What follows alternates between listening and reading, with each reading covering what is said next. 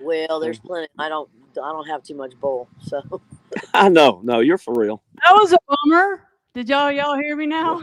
Yeah, We we've been having a good show. I'm glad you could join us. So, did you hear my intro? I'm gonna go Yeah, ahead well, and part of it, and then we uh, lost you. all right, let me go ahead and try it again. All right, ready? I'm just gonna leave y'all on the screen. Okay.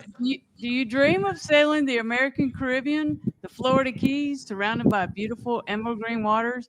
Would you like to do this without sinking your budget in expensive marinas? You're not alone. Well, stick around. Okay, that's not working. Stick around because that's the topic for tonight's podcast. From the most peaceful, protected, and cruiser-friendly anchorages to insider tips only the locals know, we got you covered. And to make sure you get the real scoop, I've got two local legends returning to the podcast: Key Oh West my, John and and Vanessa not my Linsley. own mind. They know legend. these. They That's know these. scary. In your own mind, they know these waters like the back of their hands, and I'll be sharing a few of my own Florida Keys anchoring adventures. So grab your popcorn, your rum, or whatever floats your boat, and get ready for some expert local knowledge. And while we're at it, go ahead and like, subscribe, share the video, and please feel free to comment. And so we can all of us, respond in real time. But I'm Captain Tinsley of Sailing Vessel Salty Abandon and Island Packet 320. And this is the Salty Podcast, hopefully now episode 54. So please help me welcome straight from the Conch Republic, Key West John and Vanessa Linsley. Woo, we Hello, did it. hello, Captain Tinsley and Salty Abandoned And fans. look who's here. Goose. Goose is here. Video Goose dropped is, off. yeah. Hello, Remember good to hear Goose? from Goose. Yeah. Yeah. All right, we did it. I'm All looking right, into the sun, so if I have a little trouble, uh, reading the captions, please let me know. Okay. Okay. All right, let me find our pictures. I'll probably need to. I think Hey, you were starting with the overview there. You had it up earlier. yeah, and that disappeared when I rebooted. So, do you want to go ahead? I think you've got this little agenda that you came up. I was so impressed with it. Oh my. You well, guys. well, I have ideas, but Vanessa We can only see really half your face, she by the way. can really expand on everything tremendously. So, but Can we see basically, the other? Can we when we see the other half of your face? which one? That half? Okay. Like I say, we elected to turn around into the sun, so I'm kind of blanked out here until about 20 more minutes when the sun goes Okay. down. Well, we got But you on there now. I think Yeah, you go were ahead. showing earlier when I think you had to reboot. You were showing the overview of the keys, which is a good first step to see because the keys stretch out. The last, especially the last half, are really between two big bodies of water: the Atlantic Ocean to the south and the Gulf of Mexico to the north. And yeah, there you go. And that creates is where we get a lot of the situation with currents and things that become a big factor here. Right. So we got phones dropping off here. Now we got that drop. Okay. So we got. And I know you're not drinking. That's what's good. No, That's I'm crazy. not. I'm just drinking coffee. I mean, Yeah, God. yeah. So we got Key West here, and we're going to talk about some different anchorages all the way up and about up to where we're also going to talk about the Marquesas, a little bit about that and the dry tortugas, and we're going to go up as far as we're going to go up to Bahia Honda. Is that right? Yeah, and then we'll go up. Both Well, Vanessa and I, we had mutual friends in the Miami area, so especially Vanessa has a tremendous amount of knowledge of some great places to visit up there, Key Biscayne and Boca Chica and some others that are really good to include the northern keys on some of your trips. Hey, Tinsley, Yo. I need to remind you of something. Okay. I ran a bareboat charter company here in Key West for 25 years. Yeah. My main office was in Miami Beach. The other office was in Marsh Harbor in the Bahamas. And then there's So what you're saying, you're an expert. unknown quantity. But there are regular routes that boats with more than 3.5 foot draft actually can pay attention to and go. And yeah, you can talk about them even after hurricanes and Yeah. All right. I'm going to turn you up a little bit here so we can really hear you. And And one John, thing to remember, John, we see about half your face again. which half? Because I'm looking right. Okay, I'm looking right. Oh, there you go. Okay, Yeah, we got like I say, we like, one thing I know we have to say right ahead, because the Keys have a lot of water, but a lot of it is very thin. So yeah. it's running, watching the depths. There are two kind of sailors down here: those that have run aground and those that lie about it. So you're Right. going to hit bottom if you do a lot down here. There's so many great places to go, but you're going to hit bottom sometime. You haven't hit bottom, have you? Yeah, several times. Of All right, course. Vanessa, what did you want to say? You jump in anytime. well, there's a couple of other things that I think really need to be mentioned. And you got to remember that south of Miami, all the way out to the Dry Tortugas, declared in 1997 National Marine Sanctuary. Now, the big thing Yes. about being a National Marine Sanctuary, and the big concentration about that, is that when you run aground in some of those areas, that means it costs you a lot more money. It's not Yeah. relative. Well, It's relative to your insurance, and it's also relative to what you're going to get charged by the government because you actually ran aground. The big thing is if you ever get caught. And there are a okay. lot of eyes in a lot of places. So paying Mhm. attention to your anchorages is significant. Tell that story Good. about when Good. you saw that boat that was in that ran in the middle of the Over the uh reef. yeah. Tell that Um, story while I'm getting set up here. Oh yeah, that's a terrible one. so just a couple of years ago, I was out actually running a boat with some friends doing a charter, and there were two other boats that were over there near me with other friends on them. And we were on the south side of the mooring balls off of the front western Sailboat here, right off of Key West. It was a beautiful day. It was a clear day. It was 2 o'clock in the afternoon. I had folks off of my boat that were up in front in the in the area of where the reef is, and that's only about 3 feet deep. And look up and I see this catamaran. That's a beautiful little cat that's relatively new, and I knew it belonged to another charter company area. And I see them come across the reef, and I get on the radio and I'm trying to hail them. And they're coming from right by the marina that we're looking at the mouth of the entrance at. And they've come 3.5, 4 miles offshore, directly at Western Sambo. And they are trying to cross the reef directly in front of us, where I have a couple of folks that are in the water with their heads in the water snorkeling, and they don't see this boat. And I am on the radio and I'm jumping up, down, and I'm screaming and yelling. I'm on the south side, right off of the edge of the reef, tied up on a mooring ball. And I watch this boat, and it goes real hard aground, and I see it bounce. And then he turns around, and I see him go the opposite direction right there, but never once trying to turn around and go back to where he came from. And I Yeah. look up again. Then I see him continue to try to come out towards that mooring over the reef. Finally, one of my friends that was in the water sees the boat coming over, and I get their attention, and I'm still yelling at them on the radio, and I'm still trying to, and a couple of the other boats are trying to get their attention as well. And I called one of the folks on one of the other boats, and I said, get a hold of Fish and Wildlife. And they couldn't get Fish and Wildlife to answer. It was Sunday afternoon. And Oh, then I said, somebody needs to call the Coast Guard. And so yeah. I'm watching, and they're digging and dragging over the reef, and they just keep bouncing over it. Then I see somebody on the boat go forward with a boat hook, and this forward on the boat hook, and you can tell these are not extremely old people, but they're probably in their 20s, maybe their 30s. And I see her extend the boat hook, and then she reaches down and she tries to push the nose of the boat off of the reef with the boat. It's I have insane. of this whole thing. Insane.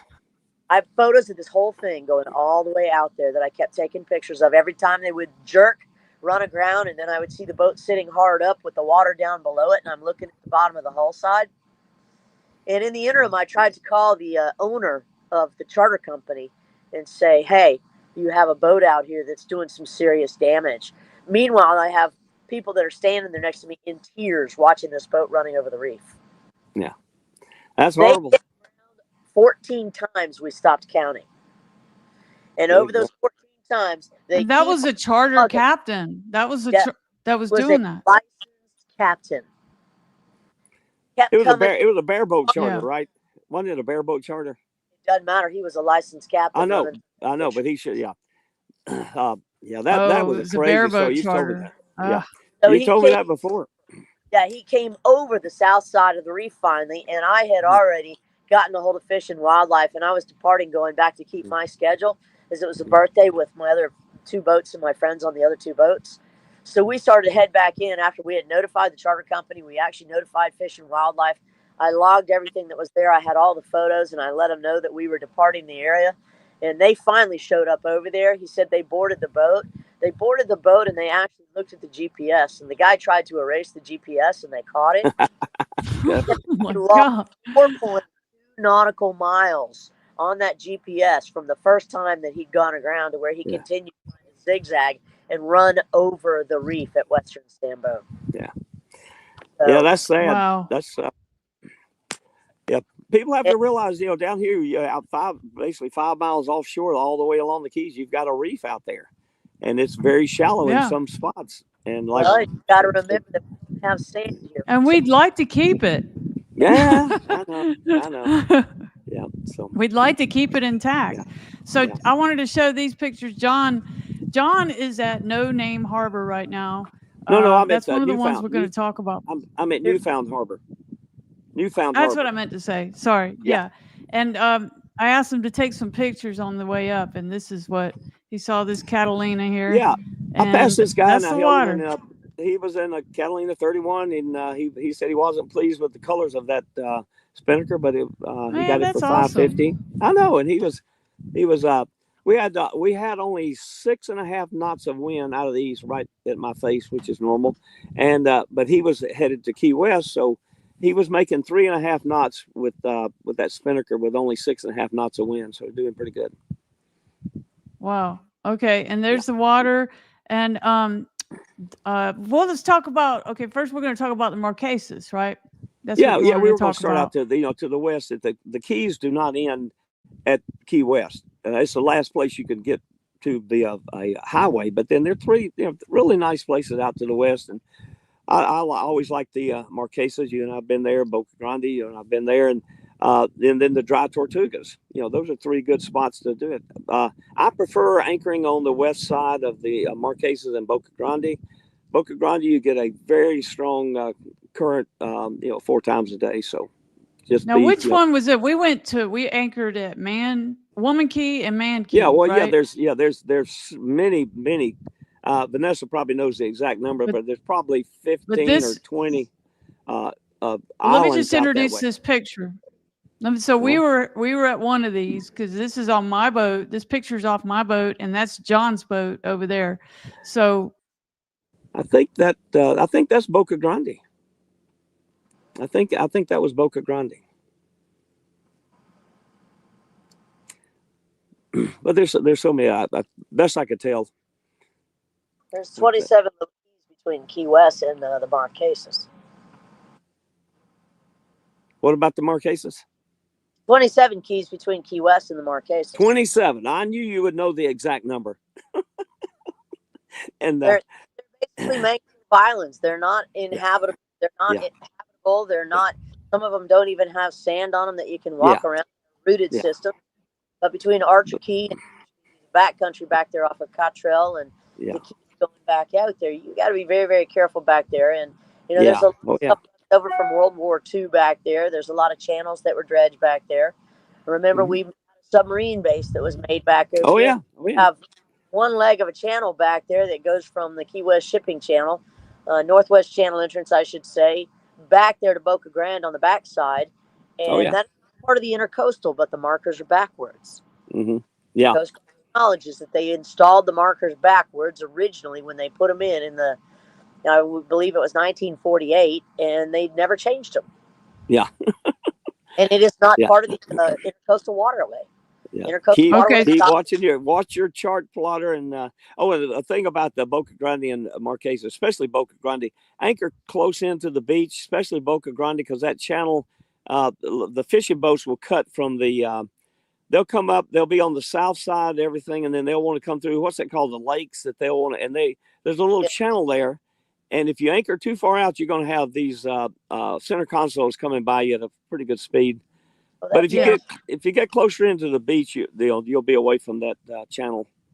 And that channel back there off of Beau Grande actually has an old wreck that's been back there since 1942. You can look at that old PT boat back there and use that as a reference point to go up and anchor off of, close to the north. That would be the northwest corner of Beau Grande back there. Right. Yeah. Mm-hmm.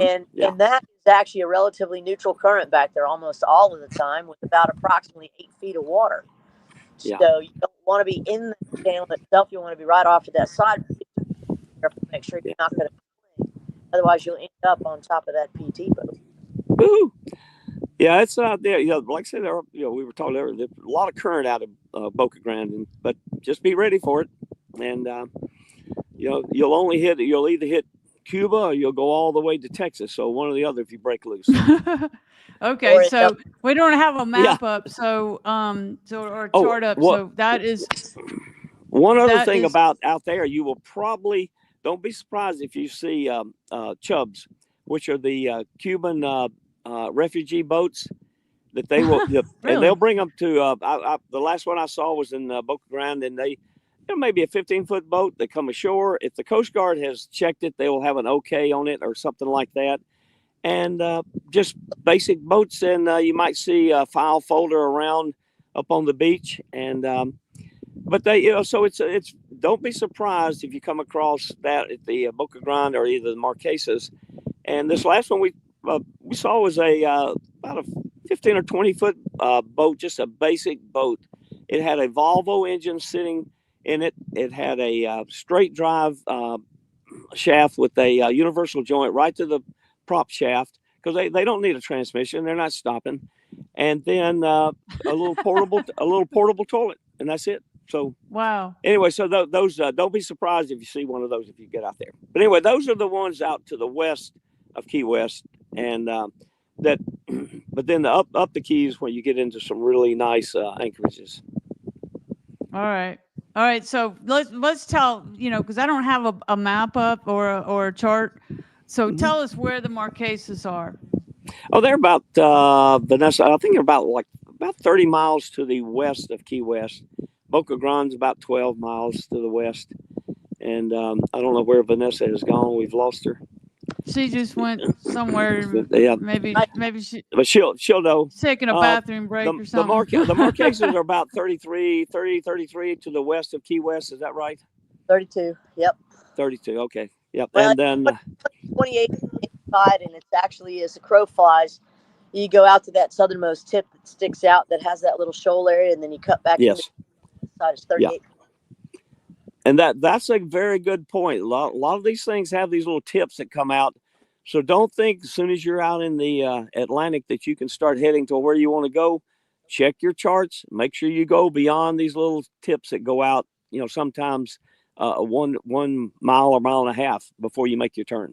I'd like to remind everybody of something that's kind of a critical thing. Everybody's using electronic charts now. And I still use my waterproof MapTech charts, because those are the most currently updated waterproof charts. Now, the problem with electronic charts is that they are updated, and they are updated by people's actual information that is provided to those manufacturers and some of those chart writers. Mm-hmm. That does not necessarily mean that that's a sailboat that actually has a draft. It may be a powerboat that doesn't have much of a draft. So there is a significant difference between 3 feet and between 6 feet, and especially when you're a sailboat. Yeah. So problems with these electronic charts is that the accuracy of the electronic charts is not nearly the same as it was from the original charts that the datum was done by somebody going out there dragging a cable originally that they've monitored the depth contours on since that time. Welcome to the world of no. Right. Now, you have to remember that the Keys, we are considered a remote location. We're not like Miami Harbor. We're not like Fort Lauderdale and Port Everglades entrance where we have a cruise ship going in, even though we do have them coming into Key West Harbor. We're not like Baltimore in the Chesapeake Bay that has a heavy traffic channel for commerce going in and out. Long So, Island Sound or yeah, New York we are like Harbor. the last on the list down here in the Keys to have our depth contours checked and double checked on any of that charting datum that was actually done. So if you look in the middle of your compass rose on your charts, you can see in little to coloring the date of the last charting datum that was done on that chart. All The right. majority of them here in the Keys was in 1983. You know how many hurricanes we've had since that time? One or Yeah. two, I think. Well, 2004 and 2005 are 11. Yeah. Yeah. So the problem with that, and this is a problem that you must have, pay attention to those depth contours. You need to remember that here in the Keys, we are not known for our beaches. All that fine sugar sand, that roseate quartz that gets washed out when we get a south wind, gets in that west coast current over there kind of towards the dry Tortugas, heads right back up there to Clearwater Beach where it's brought in from on the dump truck. Guess what? We have big weather. What happens is that all that sand off of the beach gets moved. And when it gets moved, it goes out to those areas that are those areas on your charting datum in 1983. And it either gets skinnier or it gets washed out more. Yeah. You got to keep that in mind. But a lot of those areas from that old charting datum still have some accuracy. Yeah. So that has changed. That's changed. So what are you saying, Vanessa? You're going to run aground. You look at the charts, but you got to keep your eyes open. You're kind of cutting out, Vanessa. Yeah, Maybe yeah. you need to get closer to your microphone or something. Yeah, she got a little cut out there. So, but that's some good things. I want about to hear some cuss words coming out.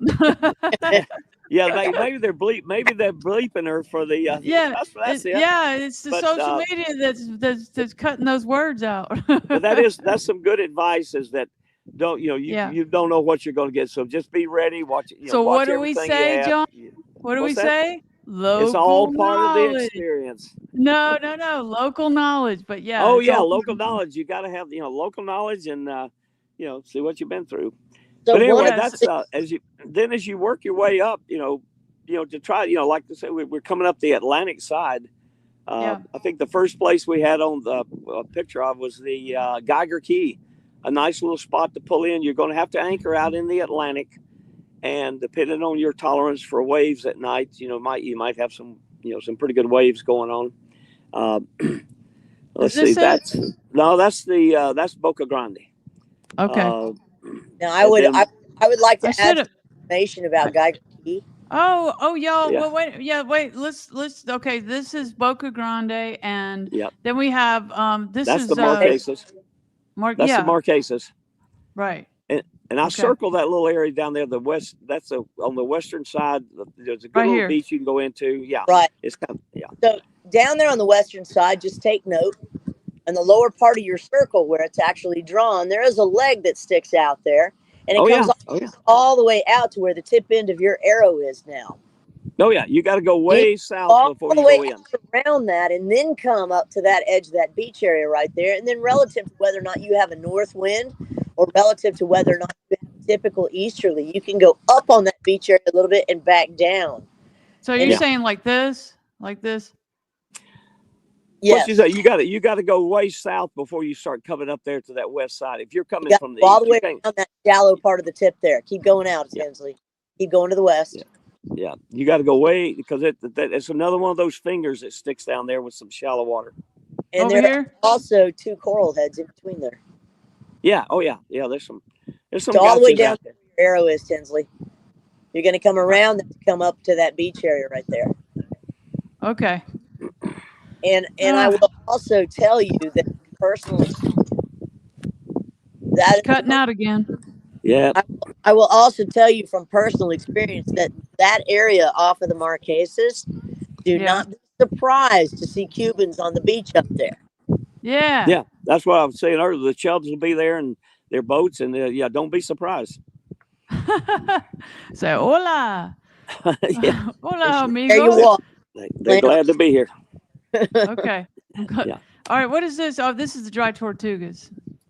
Yeah, that's an interesting spot that you need to get out. It's 70 miles out there, but if you can make it, it's a good place to see. Okay.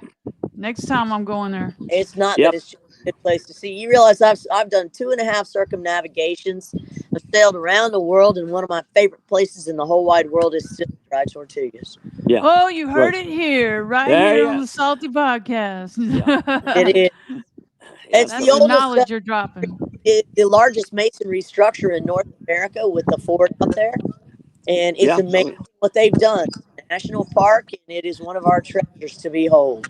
And Starlink works there. Yes. Not the $200. I don't even know what the prices are now. But you can. There's some places in between. But once you get there, your Starlink will work on that basic package. All right. The basic mobile package or whatever. They keep changing the names and everything. Yeah. But it works there. Now your cell phone's not going to work, but your Starlink will work, and your cell phone will work on that. And the park ranger there does have a phone for an emergency.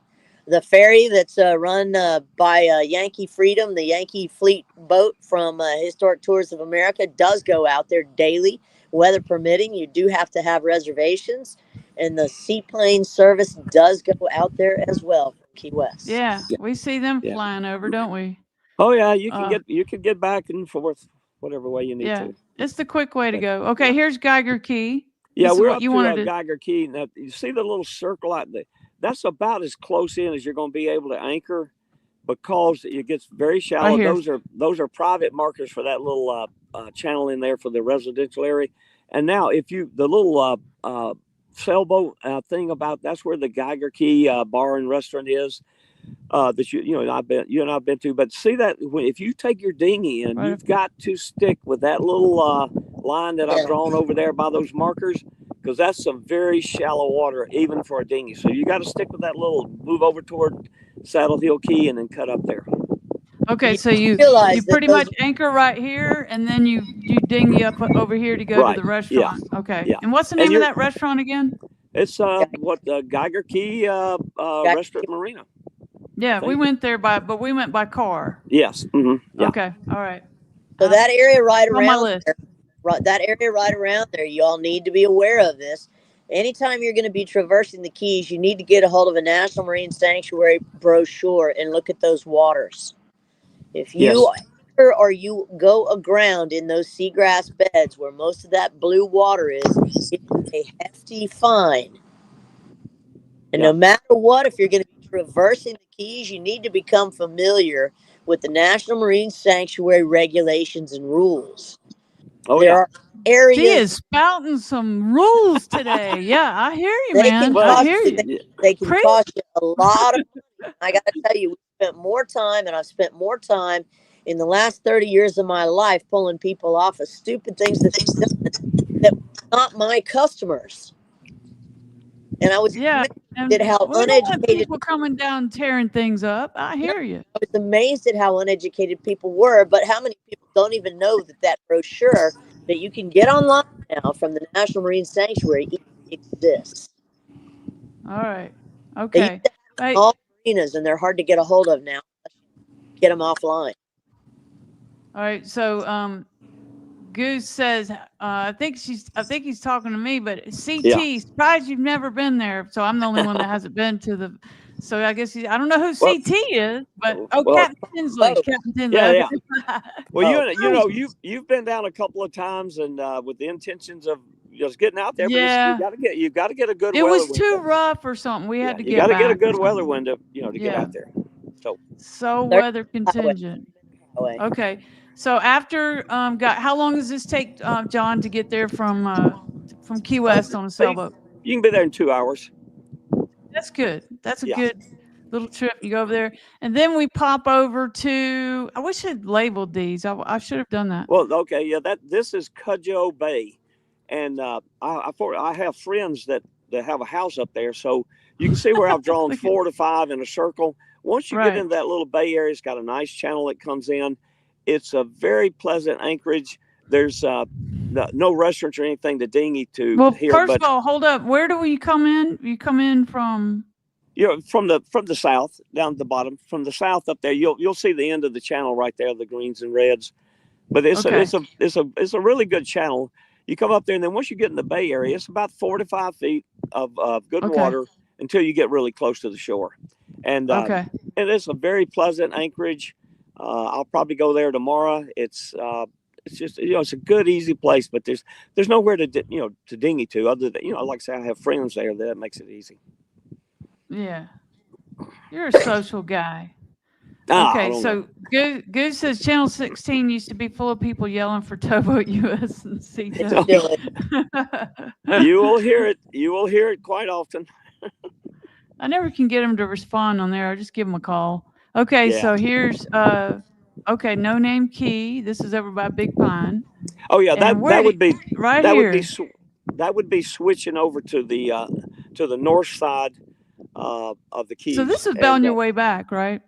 Yeah, that's kind of like if you were on the way back and you just chose to come We got over these out of order. after a marathon, and that little Spanish channel, but then the little anchorage right there is that little circle area that you can anchor in there, and then you can dinghy down here to not the actual No Name bar is not on No Name Key, it's over on the other side, but it's right here.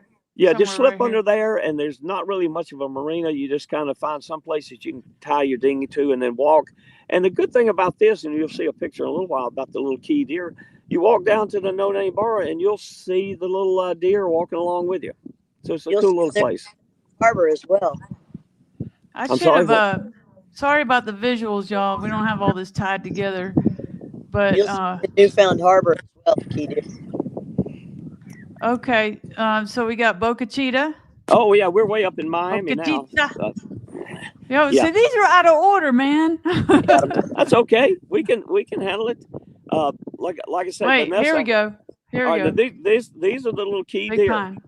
and this is over here at on Big Pine, and you could just sit there and feed the little key deer. You're not supposed to, John. You're not supposed to feed the deer. I don't know. Everybody does. Everybody does. We can't feed the chickens, but we can feed the deer, I think. No, you're not supposed to. Yeah, everybody does though. Yeah. But okay. That's allegedly. Newfound Harbor. That's where allegedly. I am. That little red sugar. That's where I am right now. And okay. It's a very smooth anchorage. Vanessa and I were talking about this the other day. She likes to go up the northwest, right down here to the lower left corner. She takes a northwest turn. But this is right here, right? Right, Vanessa? Right here is where you told me to go. Yeah. I like being on the east side of this the channel, because once you get over here, I'm so far away from their fishing boats coming and going now. But if you get on the east side over here, you're away from all that.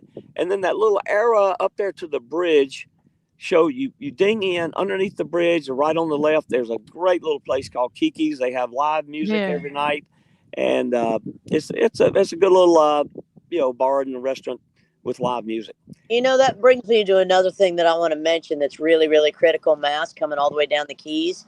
Any of these anchorage areas or any of these places you feel like you're going to do and drop a hook, you cannot anchor within 500 where you are, and it will say on your chart 800 feet of Highway 1 and bridge.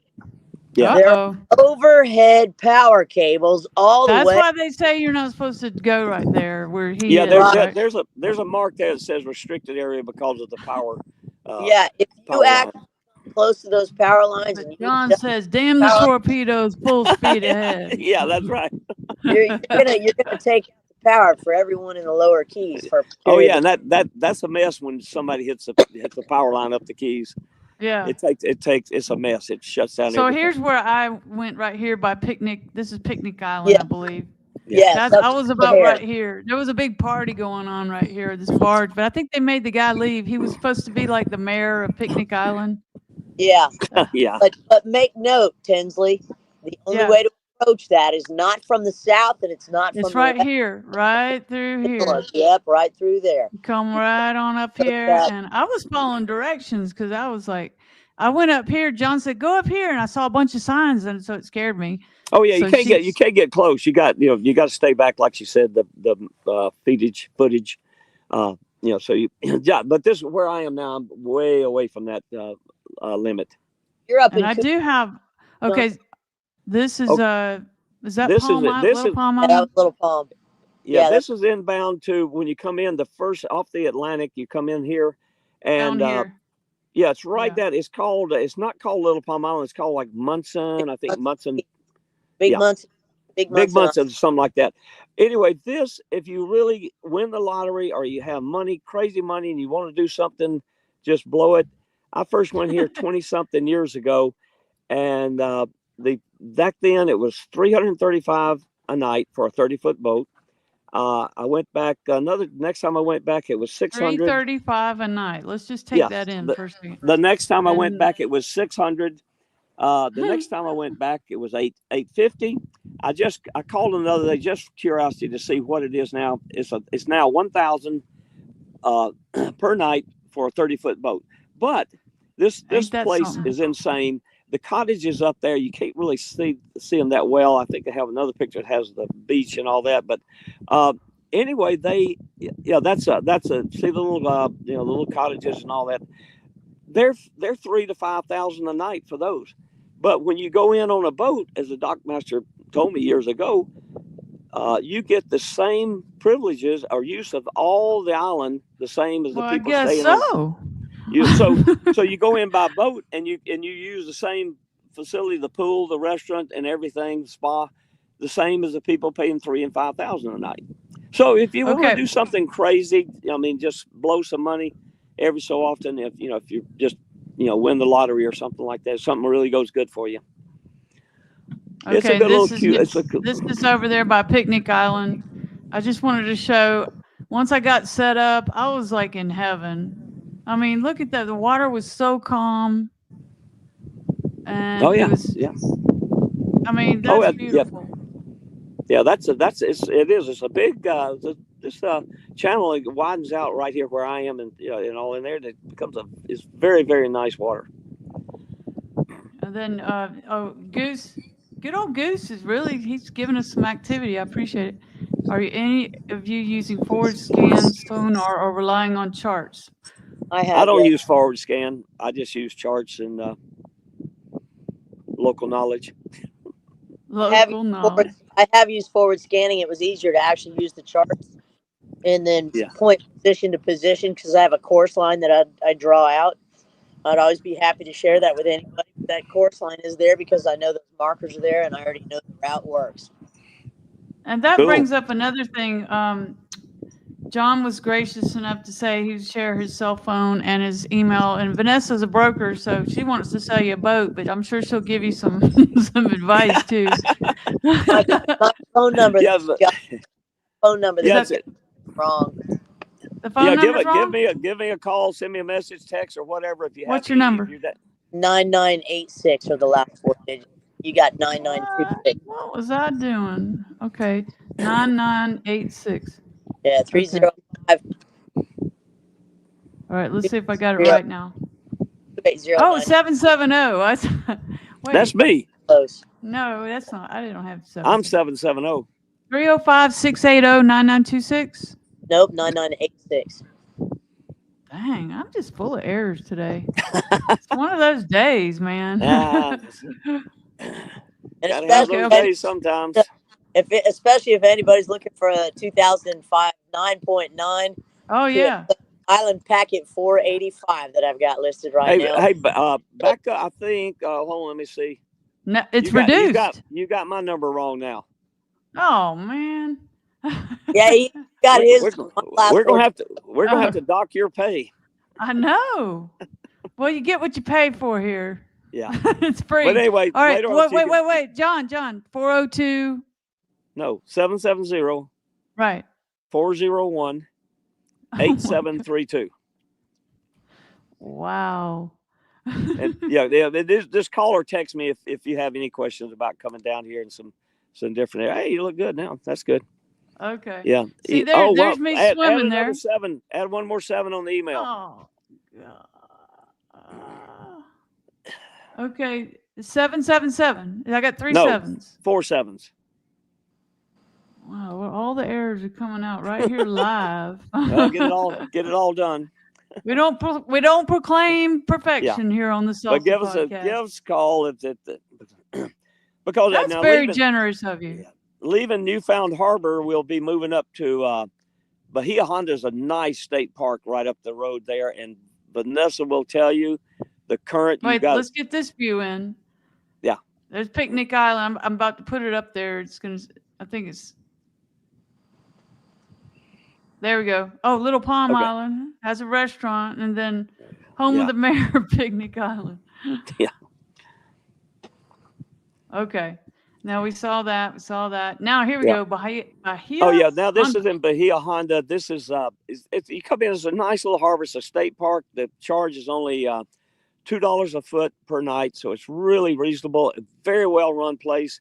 This is I'm tied up. It's all side tie, and Very you can see the cost old effective. railroad bridge behind there. They cut out a section so that sailboats could get through, and I think I have a couple of pictures of the sunset And there. John insists on going through there at night. I Many didn't times. insist. I got trapped into doing it 3 times, and it is not fun.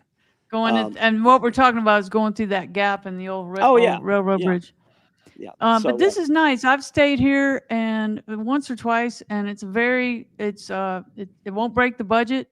So if you're looking to go out there and anchor and at a reasonable, efficient budget, this will not break the bank right here staying at Bahia Honda. And they lock up the gates at night, so there's not a bunch of people walking through there. It's just park rangers, right? Yeah. Oh yeah, Very yeah. safe. And in addition to your dockage, you get a free bag of ice and a soft drink of your choice each day. Get out of town! I didn't know that. I didn't get my soft drink. Okay. Yeah, you got to get your soft drink and bag of ice. And Vanessa will tell you if you go out here to try. I've anchored one time here.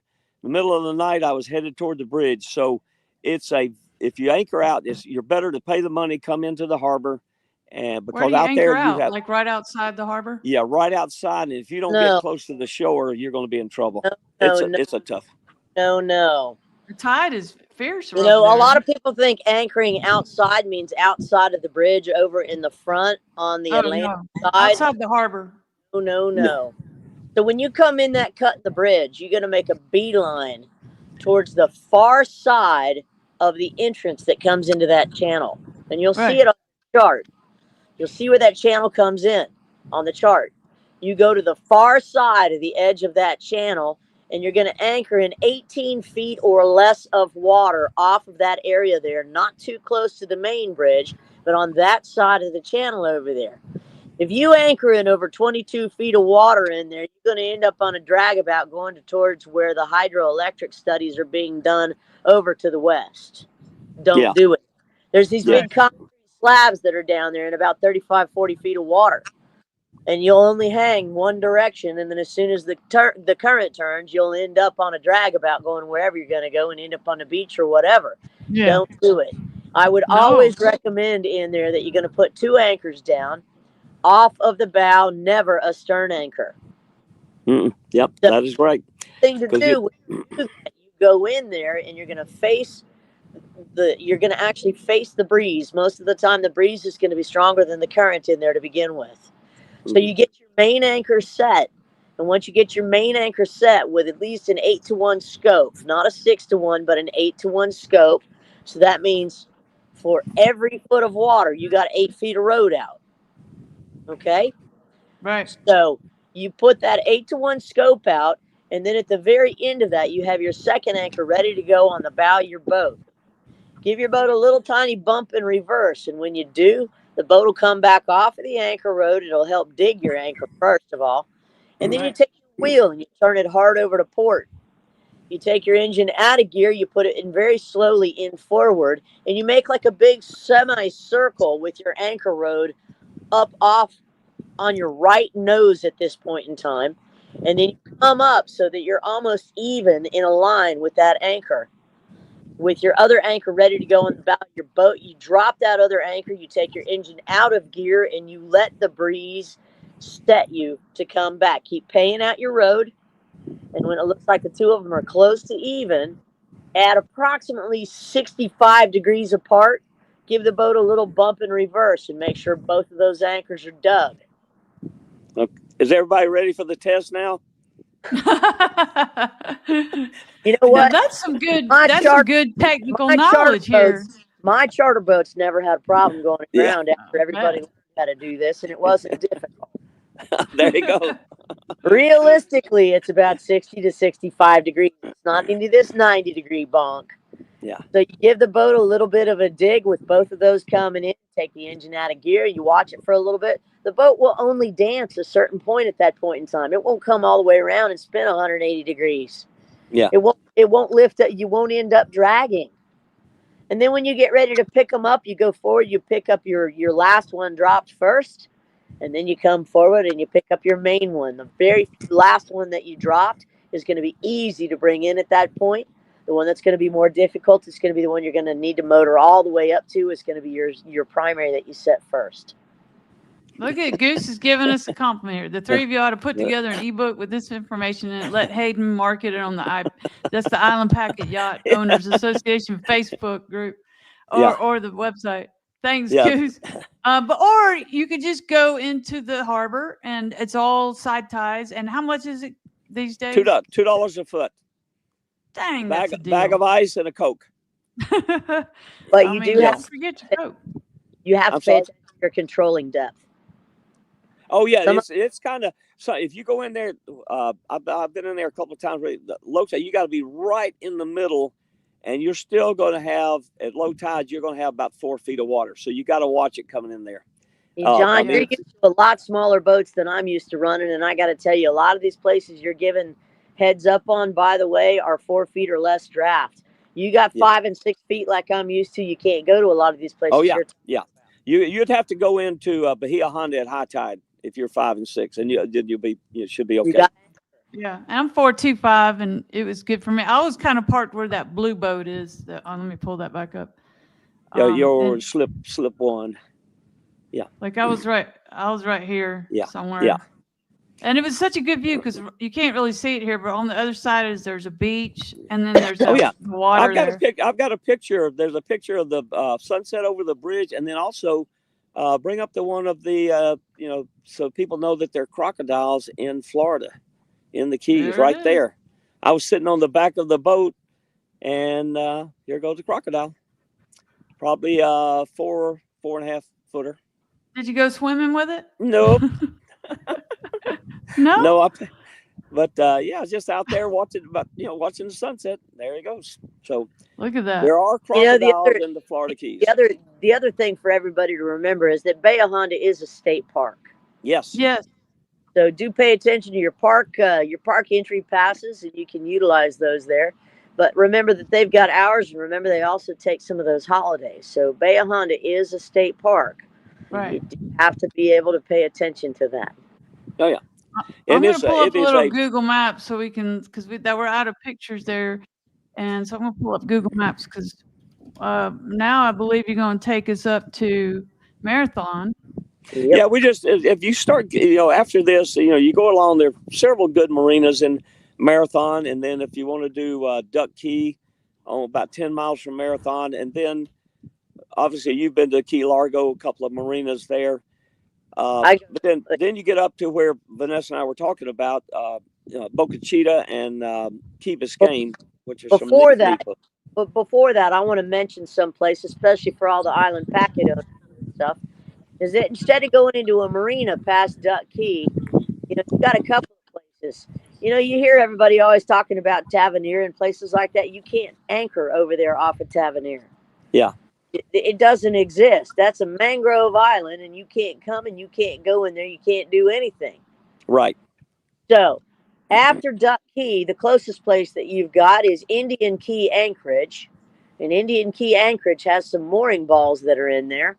Let's just look at this real quick. This is cool. So here's where we're talking about going through the bridge, the old railroad bridge, and then coming around. You got to is this what you were talking about? Kind of come around this way and then in there, 18 and feet less of water. Yeah, and this is where that's probably my boat right there.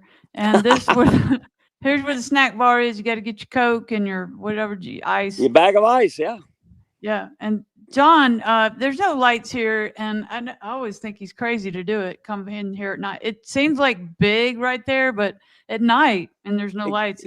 It gets really small at night. Yeah, it shrinks. So then you come back out of here. And you come back around, and I'm sorry, this is not a chart. And You can see one of go those fingers, how you've got to go way to the southwest before you turn east. Yeah. And then you come on up here, and this is not a far ride here. It's nice. And where is... Keep going. Keep Come coming. out some. Come out some. There you go. Come out. Okay, there's your edge of Marathon there. Your cursor's almost on it. Here it is. Yeah, right there. So you see the beach where your cursor is right there? Your cursor is just to the west of that beach area right there. Right here? Yeah, okay, right here. So I go around this way and come on. You don't have to go. If you want to anchor out one of the best anchorages in all of the area over there off of Marathon, that side of the channel where you just had that cursor doing circles is called Sombrero Beach. Oh yeah, great place. Well, that's over here. That's over here. This is Sombrero. This is Sombrero Beach Anchorage over here. Right there. No, that's a whole nother area. Come back over where you were. Over here. Yep, come down. Yeah, that's the free place right there. Come down. Yeah, come down. Go south a little bit. South a little bit. There you go. Right there. You got a bunch of red towers that are radio towers that are up here on land that you can use, but you don't want to come farther to the corner right there where you've got that cursor. You come back out into the water. You stay in between where that cursor is and the channel up there to go into Marathon, into Boot Key Harbor. And that area right there is the Sombrero Beach Anchorage out here on the outside. You've got an average of 8 to 21 feet of water in there, and there's a lot of room for a lot of boats to anchor. And in the wintertime, you'll see everybody anchored in there, hunkered down. You're talking about right here. I got distracted. Oh, yeah. Sorry. Okay. Farther north. Right there. Oh, here. Yep, right there, in that area right there. And then we come in here, and I've stayed here. This is an awesome place. And at one time, it was pretty reasonable. It's a safe harbor now. And I might mention it. Marathon Marina and Boatyard. You can see their haul out right there up the middle cut there. Yeah. If you need Safe to haul harbor out, Marathon. And they will. And I just did this a few months ago. You can do a 1 hour haul out. I needed to change a through hull valve, and I've done about half a dozen in the water, and I'm just kind of getting tired of having to do things quickly. So I did a 1 hour haul out there. I think it was $178, which sounds bad, but it's so easy if you got to do something quick, like a change out a valve, and you want to just do a let's quick talk haul about this marina. There's a lot going on here. They got some floating docks down here. I think this is it right here. They've got a restaurant. They got a pool. They got a pool. They got Lazy Days seafood. They got a boatyard. They got a haul out. This is a great place. And there's showers and laundry right here. Yeah.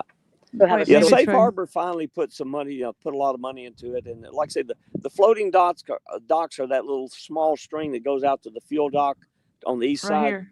No, the east side. East side. Yeah, right those there. Are floating? Okay. Yeah, that's the floating dock, and it goes out to the fuel dock. And here's and the they fuel now dock have right a floating, you can see the little trailer up there on the east side. That's a floating shower bathroom thing. So that's a really neat place. Here. Yeah, right there. Right. Yeah. I like to stay right here because it's a fantastic view, the sunset and everything. Yeah, they really finally put some money in there and got the place going good. Goose wants to know about that link for the Marine Sanctuary that Vanessa mentioned. It's the National Marine Sanctuary. NationalMarineSanctuary.com. Yeah, Florida Keys National Marine Sanctuary. Okay. Did you get that? Pull that up. You pull that up, it'll get you directly to it, and I believe it's a NOAA brochure. And the brochure there are two different ones. One's for the north part of the Keys and one's for the south part of the Keys. The lower and middle Keys is on one, and then they have middle and upper Keys on the other. They show you a small chartlet of designated mooring balls in each one of the areas along the Keys. And those are daytime use. Those are not overnight mooring balls, but they also let you know the specifics behind where you can anchor and where you can't, as far as seagrass beds and all sorts of other things that you need to be educated on. I got the right one pulled up here. That's part of it. That's the main one. That's the main one. There's two separate brochures. Brochures, you mean website? Yeah, the little brochures have chartlets on them. You can pull up one for the lower. I was trying to click here, but Yeah, that's the big one. There's a smaller Oh, one. here we go. Here we go. Yeah, there it is. Ah, Okay. that is nice. Okay, thanks for the question, Goose. We got to pull this up. Yeah, for folks. So, Great info. yeah. All They right. got So then I wanted to different also talk about, like, let me just get this in. So here is some, I believe this is anchoring. This is, you go through this old bridge. It's no, Yeah. it's a defunct bridge. You go through that. There's anchor in here. There's anchor in here. Then there's this huge mooring field. I mean, check that out. Yes. I And think that's the city. I like to dinghy through there and look at all these boats. Some of them kind of look kind of rough, you know. But They have expanded the mooring field now, and they have designated where you can anchor in there now as of this past year. over here, all Yep. these And areas. there are And some designated people go down areas. this little river and get in here. Look here, you can see the boats. They're backed in. They tie up to the mangroves. And this Sister Creek, and you can come out this way and go hang out. I don't know if you can anchor in there, but No, can you get out here? I think no, you can. Yeah, I No? wouldn't think so. I wouldn't think so. skinny. You can if Okay. you got a flats boat or something like that, but you can't really Okay. get out of it unless you've got more than And then here's the less than 3 city, feet of water. the city dinghy dock. Where is it? Right here? It's over here. Yeah. It won't let me go any further there. But this is the mooring field is a city mooring field. Facility. Yeah. So it's cool back here. What I did was I was over here at this marina, and there's Verdine's. That's a good restaurant. There's a Yanmar place over here somewhere where you can get Yanmar parts. There's And West Marine right there. yep, there's West Marine. There's all kinds of stuff, and you can dinghy up. I kayaked, I dinghied, and just explore up in here. Scott and I went up in here. We ran aground in the dinghy up here, but but it was we had to get out and pull the dinghy. But yeah, this is a great place if you want to hang out. A lot of people come here for the winter. Isn't that right? Oh yeah. Oh yeah. Verdine's has transient dockage, so does Marathon Boatyard. And you're up there near Marathon Boatyard as well. That's not Marathon This is a Boatyard restaurant right here on the water. So there's Marathon Boatyard and there's Marathon Boatyard and Marina. They're two different boatyards. Right. Yeah. Right. Okay. Yeah, there's all kinds. You can explore up in here on your dinghy or whatever. Okay, so where are we going next? We're going under the bridge. Come back out front. You need to go to Rodriguez. If you've got the island packets doing stuff and people going to the Bahamas, we really need to talk about Rodriguez Key and right there going up the cut towards Key Largo. Okay, so we go on the outside or the inside? Yep. Yes. Out. You're not going in Florida Bay. You're staying in Hawks Channel. Okay. And Hawks Channel is not the intercoastal waterway. It's Hawks Channel. Right. It's an area of water between land and reef. And where are we going? Keep going up towards Miami. Woohoo! We're going to Miami. We got Hawks Cay that we're going to go past. Isla Mirada. We're going a long ways. Hang on, right there. Come back. Right there. You see that little key right there that your pointer's on? Rodriguez Key. Uh-huh. So come around the corner to the east and to the north. Right here. Yeah, there you go. Now, when you come in, your pointer's almost at it. Don't go north. Come back over off of the edge of Rodriguez Key. You see that little bowl of darker shade?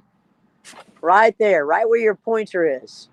Yeah. So that little area right there, believe it or not, when you need to be protected from a north wind and a good heavy blow out of the east, there's a marker that's in there with a little wreck. So yeah, there you go. If you stay just to the north and slightly to the east of that wreck and you use that as your marker, you've got 8 feet of water tucked in there. And you can. Well, how does it protect you from a north wind? John's making noise over there. I'm gonna cut your mic, John. I was in the dark. I had to go get a light. It's gone. The sun's gone. Okay. Y'all, he's at anchor. He's living the life. So okay. If you expand that just a little bit, the keys are actually blocking the north wind from right there. All right. See that? See where you are? Yeah. So what do you do with the island packet here? What's going on here? So the reason being right here is if you come back out towards the water, towards the Atlantic side from there, expand it just a little bit. No, don't make it. There you go. Okay, you can see on the reef right here, you can come out towards the reef from right there. Mhm. As you come out a little bit, you have a wide open crossing right there to be able to leave Rodriguez Key in the dark. Is And this come right out in here? Yeah, and all the way. Don't go south. Go directly out to your slightly east. There you go. Keep coming. There you go. That's the way you would go, straight out offshore over the reef right there, which you have plenty of room to do, and you have a lighthouse you Right can here? use as a marker. Yep. Come Wow. straight out offshore. You heard it here on the Salty Podcast. That's This where you is one can of get the- across the reef. This is one of the only areas that you can easily traverse this area at night. So you can come up Wow. and drop a hook in here off of Rodriguez, spend the night in there, get up in the wee hours of the morning, and make it straight across to the Bahamas in a day right there during the daylight hours. And this is it, right? You can get over all this. Do I You have can the come right spot? right out off of the lighthouse, use that as a marker, and you have deep water, deeper water, 12 to 18 feet from Rodriguez, coming straight out across the reef and coming straight out and then going over to Bimini. Okay. And so Right there. here's the lighthouse. And right there So- is the jump off in the Keys for being able to do a day trip directly over to the Bahamas. Okay. And where are you going in the Bahamas? South Bimini's easy from right there. Right? Is this is it? Yeah. Yep. Okay, but you can go straight over to North Cat Key from there. You That'd be a can better. go to Cat Key, you can go to South Bimini, but the current, usually when you jump in, the current's going to actually get you to the Bimini the quickest, because Yeah. you got Okay. a northward set right there from the edge of the Straits of Florida current. Okay. Well, if you're going to do the loop, is what John calls it. We're going to go back down here. Oh no, I think we're Yeah. going to go up to Key. We're going to go up to Key Well, Biscayne. we kind of touched on Boca Chica, and yeah, we need to expand on that a little bit. Those are two great places, Boca Chica and No Name Well, let's Harbor. go up.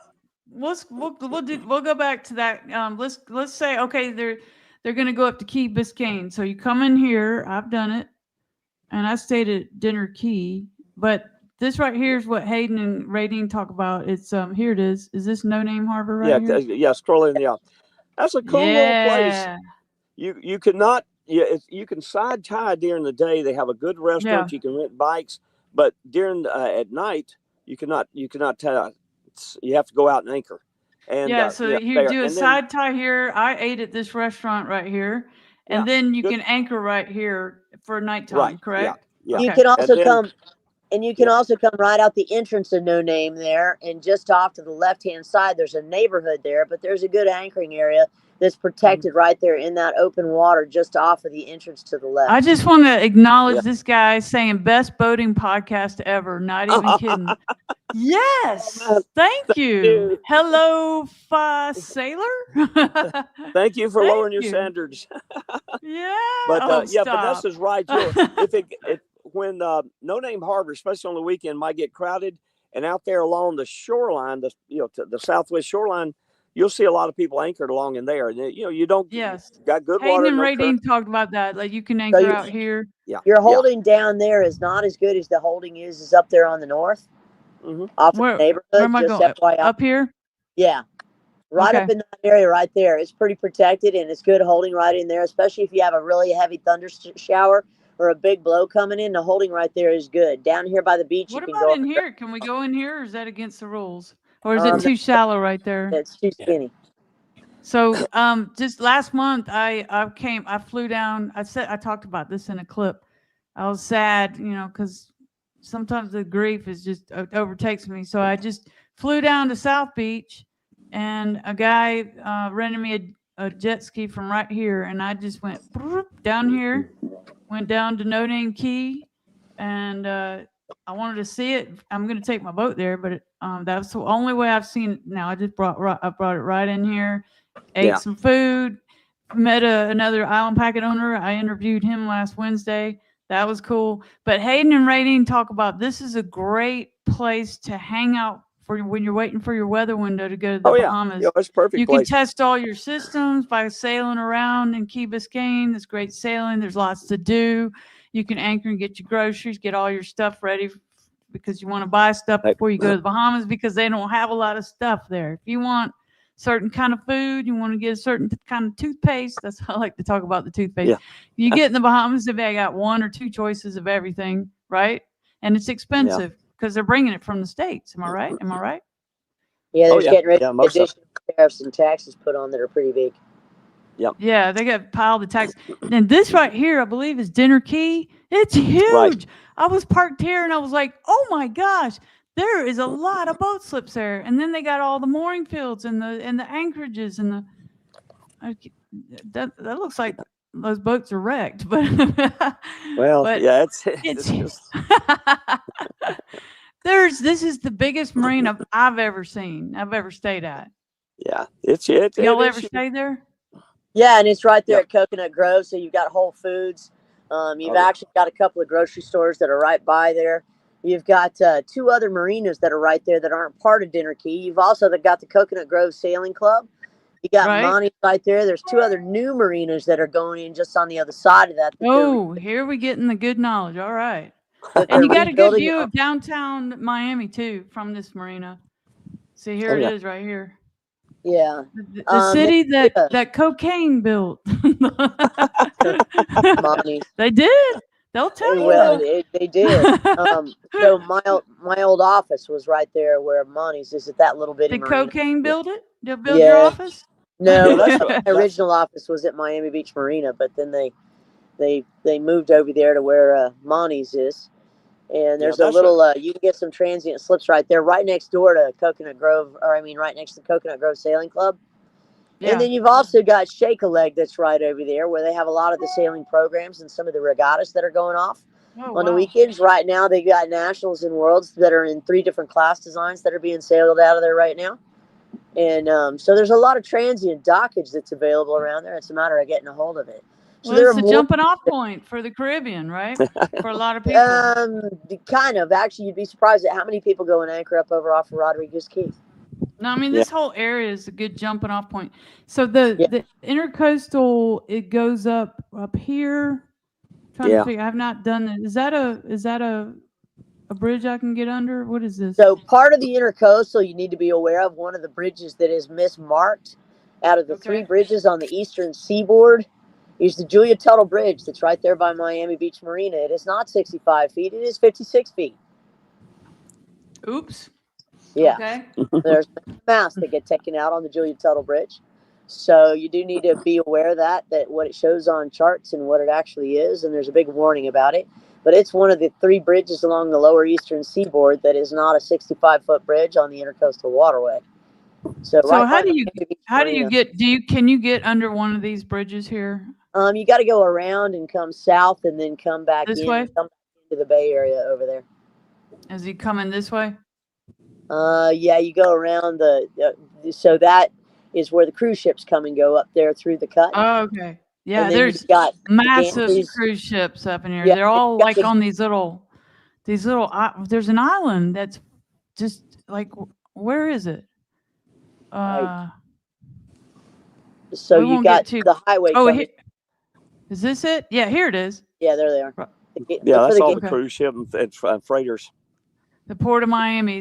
They're all. You see all. I don't see very many here, but there's these massive cruise ships that were along The cruise here. ships are on the north side, and the freighters are on the south side of it. Usually. So if you come back by Bayshore Marina, by Bayside Mall, Tinsley, if you come down that channel to your right, with over your here, cursor, keep coming down to your right there. That bridge up north of that. Yeah. So. Oh. Yeah. You got Bayside Mall, and the bridge right there by Bayside Mall takes you out into the bay over there to get back over on the backside where Dinner Key Marina is. Is this 65 feet right here? This bridge? I can't tell where you are. I can't see it. Yeah, that's the bridge coming. Hell of a Sailor. That's how you say it. Now I got it. The Hell of a Sailor. Where's that bridge? Which bridge are you asking about? That's the one that goes from Miami out to the South Beach. So that one, So that should be the Julia Tuttle. That one should only be 56. Yeah. okay, so how do you get up in there? How do you go You up to come, ICW from here? so there's an area where it breaks off, and you got to come in by the bridge that's over by Bayside Mall, and it I don't know comes where in. Bayside Mall is though. Where? Bayside Mall is right by the river. If you look at the entrance to where the river Oh, is, Miami River. yeah, I went up there in the jet ski. That was pretty bad to the bone, right up yeah, there. I went all the way up in here. yeah. You were talking about drug money. Yeah. Yeah, She got it. all these buildings right here, they're all built by cocaine money. Okay, Hell of a Sailor says the Mist Mark Bridge. Yes, the Oh, Mist it's Marks Bridge. it's this The Mist one. Marks Bridge is the Julia Tuttle, Okay, right there. it's 56 instead of 65. I think you said. Correct. Yes. Okay. All right. So if you're going up to ICW, which I've never done this side over here, so I'm real interested. You go up this way. Come back. Yeah, you come back the other way, and you can get under the bridge that's right. Come up the channel. There you go, right there. Okay, You MacArthur. go under those two bridges, and you come back around on the back side, and then you can get in there. Over here. Yep, and that's over by the Miami Yacht Club. Okay. And there's a little anchorage area out there in the Miami Yacht Club. And I stayed right over South Beach. Somewhere over here, there was a lot of boats. Here we go. There was a lot of. They look wrecked in this picture, but they weren't wrecked. There was a mooring field out here. Is this it There right is. here? That's for the Miami Yacht Club. Okay, gotcha. I stayed in one of these buildings over here. All right, so we're not going to go up to ICW. That would be for another day, another podcast. So we're going up to. We went up to No Name, if I can find it again. And now we're going to come back down. And we're going stop to at Boca there's Chica. Boca Chica. Okay. Yeah. That's a cool little place. Vanessa and I were talking about the other day. Don't go in there in the summertime. The mosquitoes are the biggest you'll ever see. But it's there a cool you go, little local knowledge right and there. I think it's still a state park. And let's see, but it's got it's like No Name Harbor. You go in there, circular side tie, and they have restrooms still. But when you pull out the map there, you've got to follow follow those markers, because if you're coming down from north to Looks south, like you've got you've got to pass and get on the picture I have shows the markers. If you have that map picture,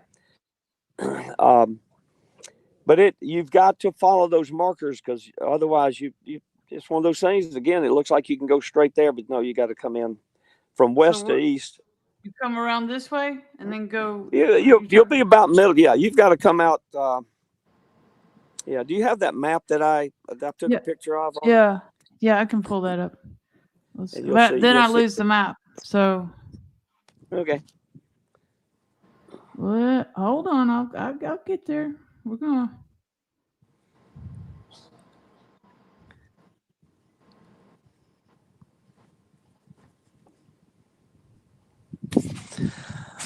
All right, we're looking close.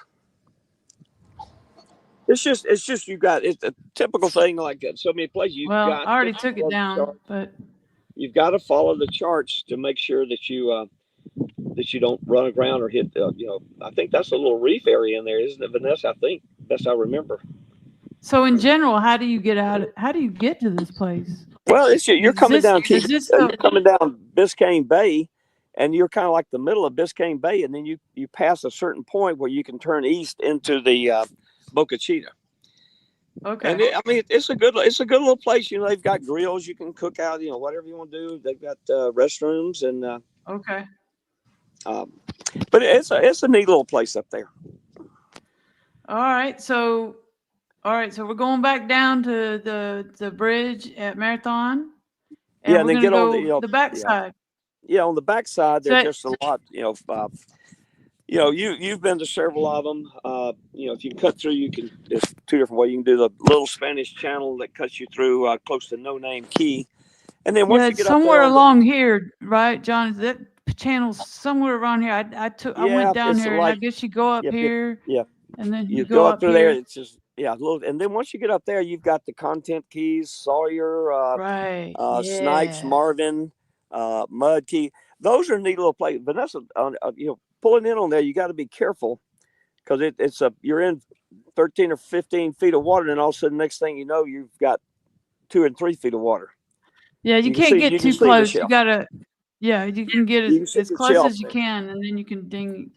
I'm sorry. But as Vanessa was saying earlier, not a lot. I think Snipes has a fairly good beach, and Let me see. apart from that, there's not much. I think Marvin, you might have a little bit on the south side, but they're good little places if you just want to explore and take a dinghy or kayak or paddleboard through some little cuts in the mangroves. It's a neat little. Some of those islands offer some really interesting time, but it's uncivilized. If you go a little bit farther up there, you Well, can let me come. just look. Can I just comment on Snipes and Marvin? You and I, we buddy boated out here. And Yeah, I think we went from Marvin to Snipes, and they weren't far right, from each other. We right. went, and then we went back Northwest Channel. But this, if there's wind or whatever coming from the north, it's a little Yeah, wavy. yeah. So, but what you can do, you can go a little bit farther north than that, and even coming back from Miami, you got Yeah. Long Key Bight, that big bridge. Right. Long Key Bight is a really good little anchorage, but you do have to work your way around the lobster pots. You can go Where is under this? that a Long Key if you keep coming up Okay. from the backside back there. There's an area that's called Fish Basin. Fish Basin. Jewfish Basin up there on the backside. If you keep coming up the Long Key, but keep coming on Long Key, it's going to be a little bit farther. Long Key is a 65-foot bridge. It should be right around there. Oh yeah, this is the other place you can go under, right? Yep. Yes. Long Key. I've 5-foot not bridge. done that one. Okay, where is it? I'm trying to see if To your right. that looks like Pigeon Key. That's Marathon, isn't it? No, Keep we're north of that. This is are you? Long. Long Key Bight here. Yeah. So Long Key Bight, when you come in over here off of Long Key Bight, there's a good little anchorage area that you can anchor in there. There's usually a lot of lobster pots and a lot of stone crab pots in there. But you can tuck in right over here off of the edge where that if you bring your cursor up a little bit, see that finger sticking out right there. Keep coming to the right. Come back down. Is this where you can? Okay. No, come back down a little bit. Right in that. Now? Whoop, over too far. Right in that area, right over there where that finger sticks out. Right you here. can tuck up right in there. Yeah, you've got 8 to 12 feet of water up in there, and that can actually be a really good little anchorage in there. Okay. Where you can anchor not on seagrass beds, so you can be there. And then if you go under the Long Key Bridge right there, the area on the back side, on the Intercoastal Waterway side back there is hold up. Where do we go under? Under the bridge. There's a 65-foot bridge here, the Yeah. Long Key Bridge. Where? Right here? It's the road right I there. think it's to your right. Yeah, it's over here. Yeah. Come up under that. Right here? Yeah, up on the north side. Right here? I can't read it. Channel number 2 bridge. Okay, it's going to be down. It's not channel 2. That doesn't look like 65 feet. No, huh? But the Long Key Bridge is 65 feet. Yeah, I think that's it right there, isn't it? Right there. I think that's it. Yeah. Oh, that's not it. Okay. No, what is it? Well, there might be a cut in that. It's called the Long Key Bridge. Yeah, it's the Long Key Bridge. So up on the other side is Jewfish Basin. And Jewfish Basin is good anchoring for a relatively deep draft boat. You can actually bring them in. And you can come from all the way from Key West and go up there into Jewfish Basin in a good day and have a spot to actually anchor up in relatively safe conditions no matter what's going on. Okay, Jewfish Bay. I've seen it before. Okay, here's Florida Bay, of course. Is somewhere up here? Yeah, I think it's down farther to the south and to the west. I can't really see what you got on there. Yeah. But it's Jewfish Basin. You can pull that up and know that on the back side, if you draw more than 5 feet, you do have someplace else you could anchor up there on the inside. Look at that. Okay. Jewfish Basin. Does that look right? Kind of. Can't really. There it is. Yeah. Yeah, because it's down around Mud. It's down around Yeah. Mud Key. You got cuts that you go in to get in there. You can read the water. And that's the thing. All these places, they're accessible in daytime. There's not a lot of markers, and they are Yeah. not No. accessible at night. And before Okay. doing any of these, you should look at your insurance policies, because your insurance policies in many places will state that you We cannot got it all here on the Salty Podcast. We're covering everything. cannot traverse the Florida Keys at night. Yeah, Right. yeah. Do not. There are Okay. not enough markers, and some people's insurance policies don't allow it. Look, we're down here by, I don't know if we're at the right place here. We're near by the That's Naval Air that's Station Boca also. Chica. Yeah. That's Boca Yeah, you're Chica. pretty close to Jewfish Basin there. Over to your left a little more. Oh, okay. All right. So I'm But trying you- to go in some sort of order. Okay. We've shown them how to Really? go Spanish Key. I know. It's on the other side. On the north side, on the back country is what we call it. Yeah. And then you come around and you go to Northwest Channel, which I believe this is it right here, right? Yeah. Yeah. Okay. Or the other route, yeah, okay, so that is the route. And then that is what John calls the southern loop. If you go Oh, yeah. hopscotch up to Marathon and then go around and come back on the back country. Lower That's the- Keys looper.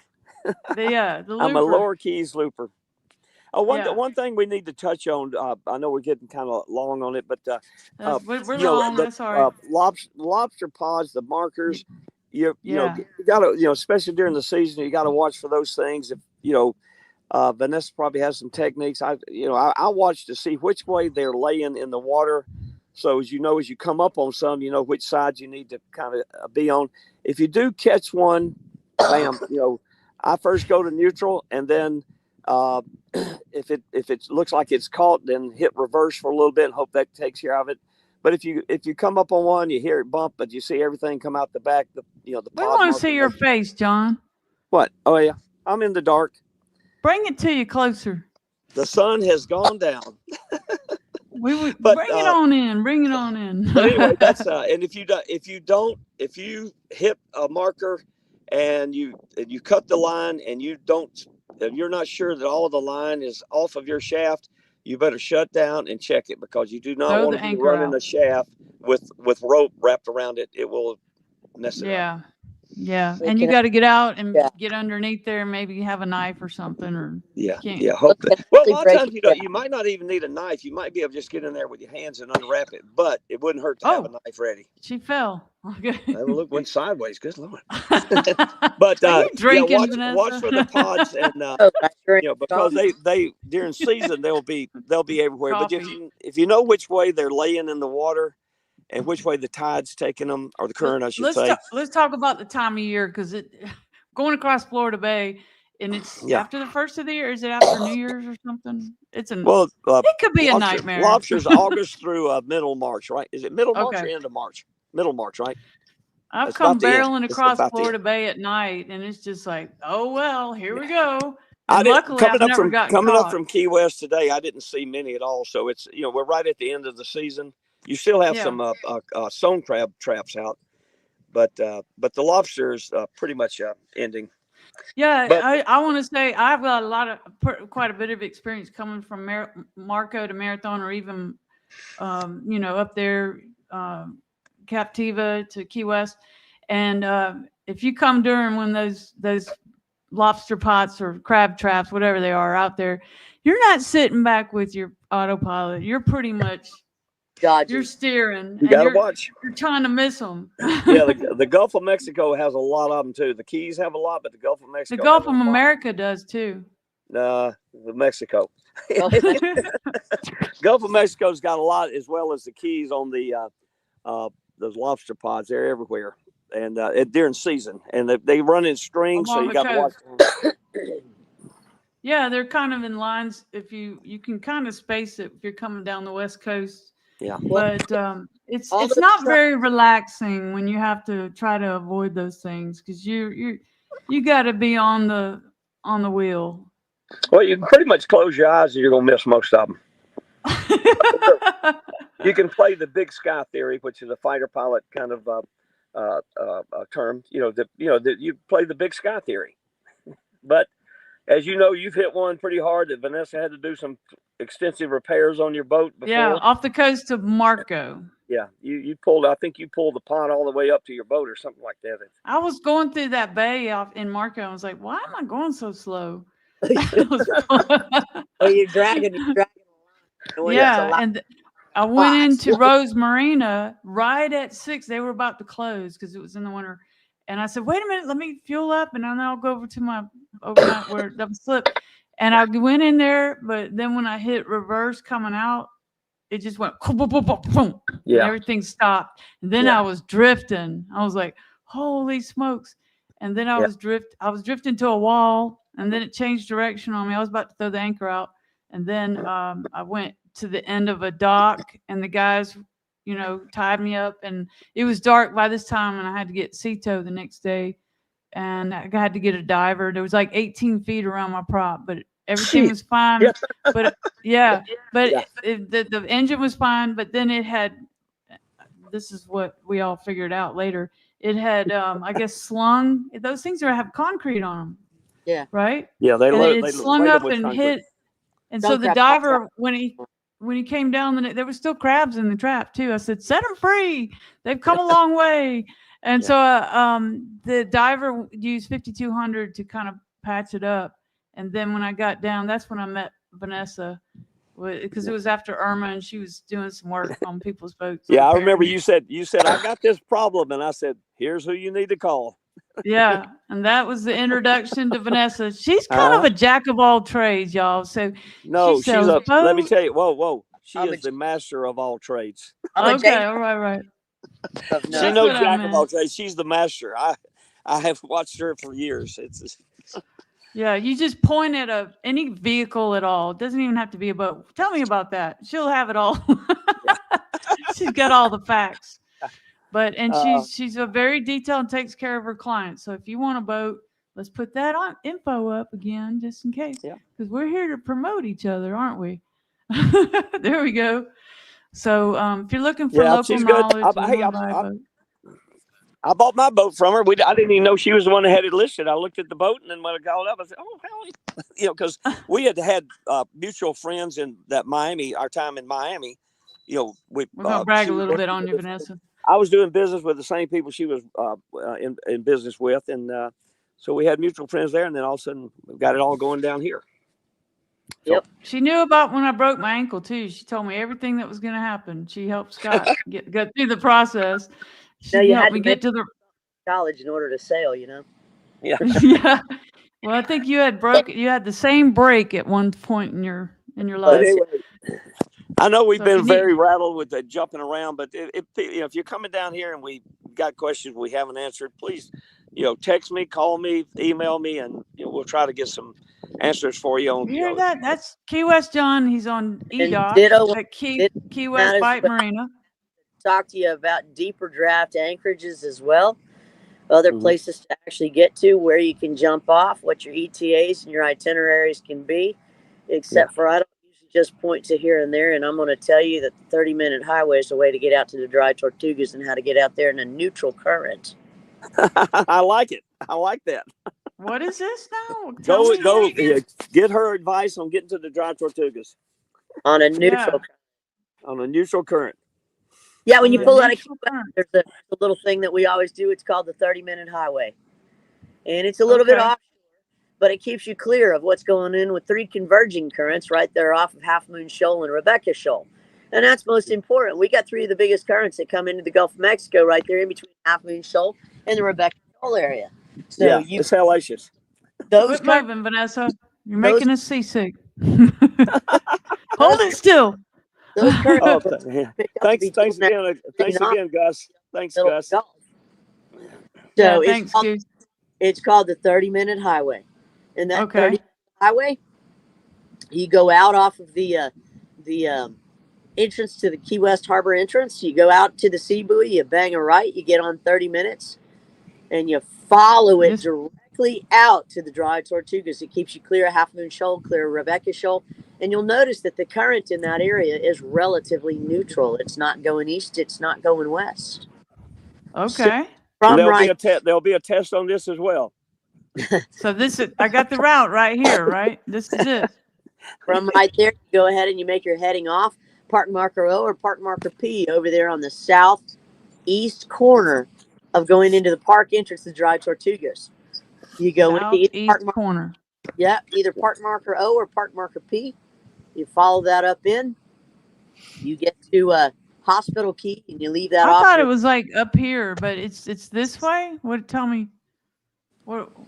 What's this help way? Me out here. This is the Dry Tortugas right here. I can't see anything. We just got 3 amigos up. Yeah. Oh, yeah. Oops. Oh man, I'm sorry. One of us is dry. So this is the route here she's talking about. Like Yeah, you come out of here's where John is right here.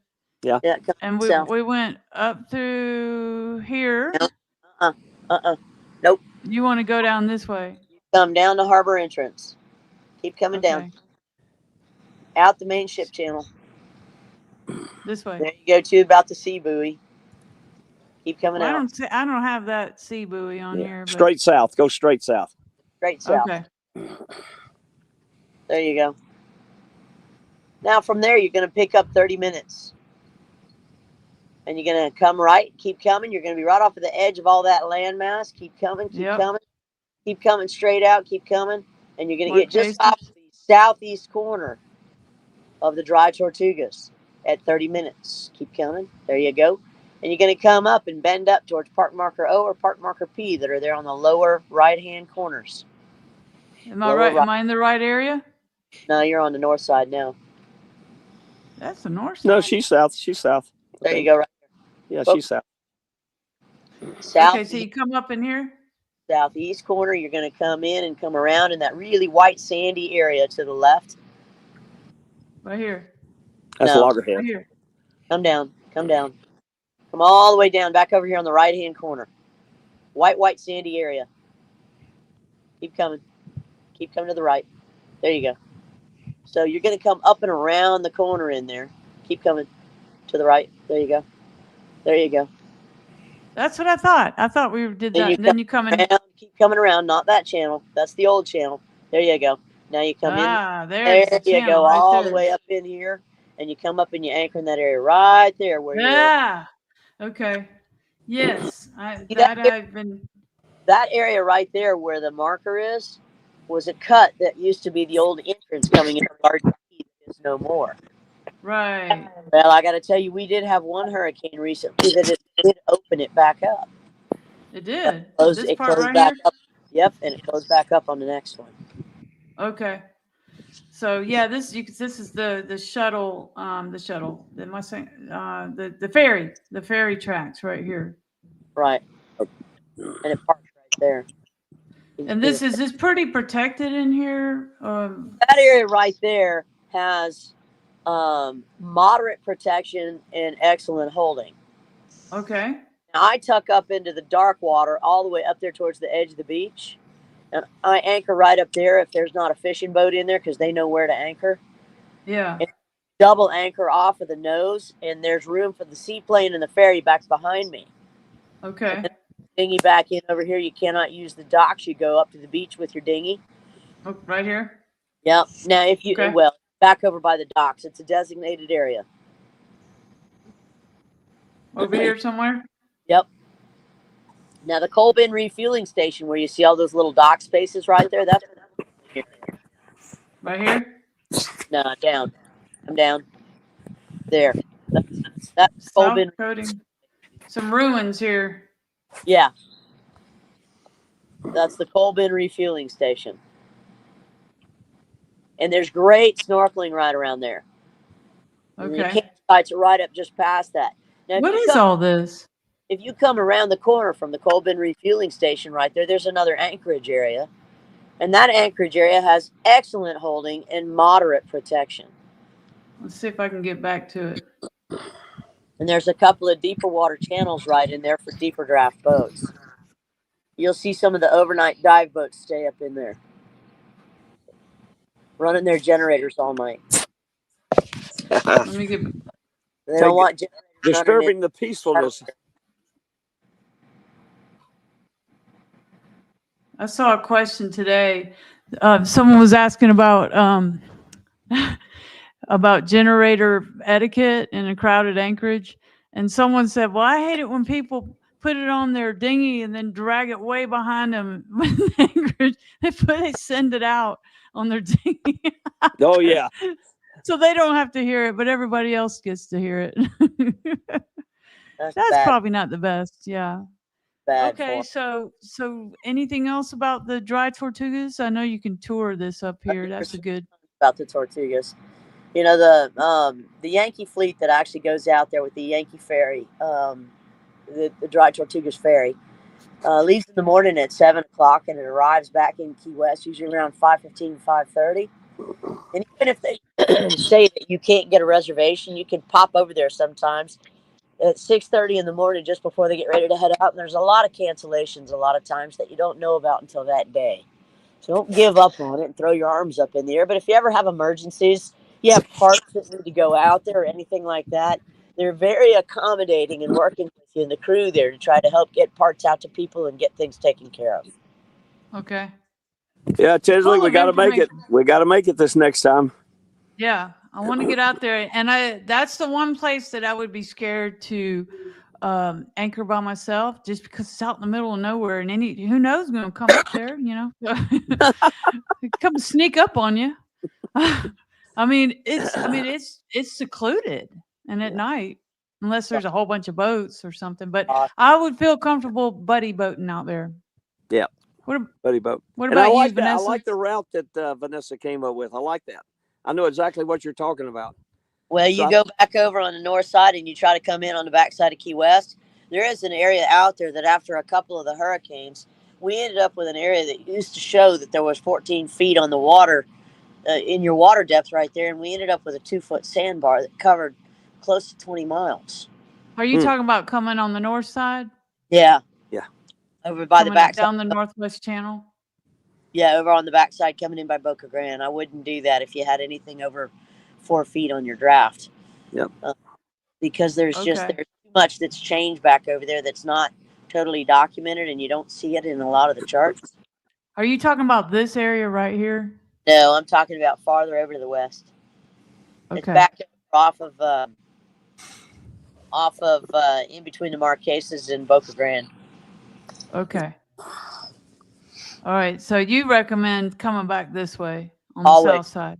Okay. Yeah, always 2430, 30-minute highway. You heard it here. I like that. All right. That's the test. That neutral current. Most of the time, everybody thinks it's going to take them longer to get back from the Tortugas than it is going to be to get out there. It's relative to that current. So and here's the Yankee Freedom's Dry Tortugas Ferry right here. And John is like right. Where are you, John? Oh, let's see. You were about there, just about there. Right, a little more to the left. Right here. Right there. Yeah. Yeah. Yep. So John's like right here, right by the brewery. Yeah. No, the brewery's not there. Wow. Oh, it is. Somebody's got to lock the doors every night. John, you know that your boat slip is where I used to keep my charter fleet, right? I do. Wow. I remember that. Yes, I remember that. Yeah. I used to have 10. I remember right there. Yeah. They're different boats than what that picture's showing, but yeah, that's right. Let's see if I can get down there. Okay, so and then Vanessa's on Stock Island, coconut something or other. I'm at the Coconut Perry. Row. Yeah, Peggy to Perry. Well, we could be Great here place. all night, but I think we talked about. we got some good highlights here, right? Yeah. What are y'all laughing Sorry at? we ramble so much, but like I say, if we need to clarify something, please give us a call, text, or email, whatever. You're so helpful. Yeah. Thank you. I got nothing to do and all day to do it, so I need to do something. We do have a United States Caribbean, and we're in it. So Yeah. We are That's right. the That's why I city, called it that. the only city in North America located in the Caribbean basin. We're on the very, very tip top here in Key West. Yeah. We keep the breezes, and we do keep the weather. We don't have the rainfall Miami has, and we are in the Caribbean right There, you've heard it from the Chamber of Commerce right there. And if you want to buy a boat, we want to cover that again. Straight up back at 485 on the market, You 2005. got, and it's you just dropped the price to 465. And she's Right. turkey ready to go ocean sailing. Yeah. She's got That's a nice boat. all of her pumps, and she doesn't have anything going on with her at all. You can get your food, get your clothes, and you're ready to go. Yeah, Perfect. and it's in, where is it again? Celia- Where is it right now? Celia Potts will actually concur with that. Yes, and that is our preferred surveyor, by the way. She's wonderful. Set Sail Surveys, is that the name of her Sail company? Marine Surveys, yep. Yeah. And that boat is located in Jacksonville, Florida at Port 32 Marina. And they can go to Edward Yacht Sales and look you up, and you've got quite a bit of listings. Are those all your listings? No, I don't have much right now. I got a Okay. couple of boats, and I got that sailboat. That's Be phenomenal. still, man. Whoa, she's like nervous or something. We're all getting the seasick. shakes. Remember, I got to do clips from all this. You can't be moving so much. I'm going to make you famous. You're already famous. Well, thank you guys. This was I enjoyed awesome. the evening. It was great. Thank you for sharing all your knowledge. You're awesome. This is I've told you this before. This is helping me get through a tough time now. And we've been on here for an hour and 48 minutes. I do believe it's my longest podcast. My Lord. Well, don't forget, y'all, look at those marine sanctuary brochures, because if we Yeah. start messing up everything we got around here, we don't have enough to play in anymore. So we want to keep it Exactly. Amen. want to keep it pristine and want to keep it put together. Yeah, Amen. I want to keep the place nice. We And got what the new there's that you're kind of breaking up there, but the new law, not a couple years old, is you can't use just regular sunscreen on the reef anymore. Isn't that right? There are addresses in that in the marine sanctuary brochure, and they do specify that in areas. And once again, we're sailors, and sailors are supposed to be stewards of the marine environment, so that's the way we should be treating it. That's the way I've always tried to treat it. That's what I was taught, and that's the way it should be. And, you know, with only the help of NOAA and the marine sanctuary, everybody's trying to do that. But do remember, that is a national marine sanctuary. It's not state run, it's not state and local. But all it is about conserving and protecting our natural coral reef, and it's the only one in North America. And So that's it's right there. 200 nautical It's a miles. good place to end. So thank you. And we'll go out like this. Everybody together now. Salty Abandon. Out. We're out. Out.